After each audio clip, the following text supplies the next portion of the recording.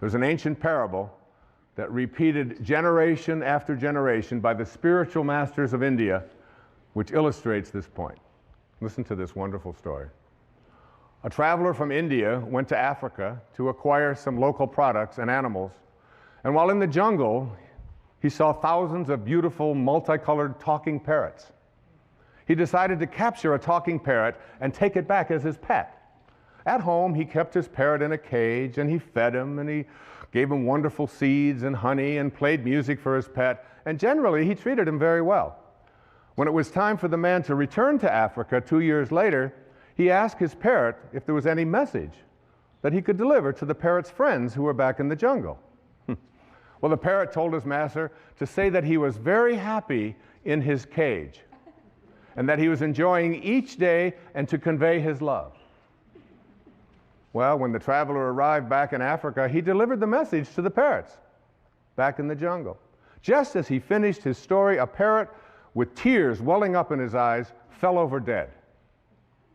The man was alarmed, and he decided that the parrot must have been very close to the parrot in the cage, and that this was probably the reason for the sadness and for his demise. When the traveler returned to India, he told his pet what had happened. As he finished his story, the pet parrot's eyes welled up with tears, and he kneeled over dead in his cage. The man was astounded, but he figured that his pet died from the despair of hearing of the death of his close friend back in the jungle. The trader opened up the cage and tossed the dead bird outside onto the trash heap. Immediately, the pet parrot flew up to a branch on the tree outside. The trader said to him, "So you're not dead after all. Why did you do that? You tricked me." And the parrot responded, "Because that bird back in Africa sent me a very important message." What was the message? The trader wanted to know. He told me that if you want to escape from your cage, you must die while you're alive.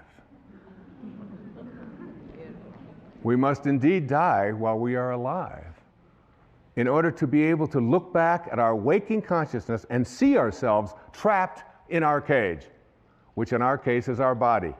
And then we will see how unnecessary it is to remain caged. Isn't that a great story? I love that story. Yeah, you can applaud.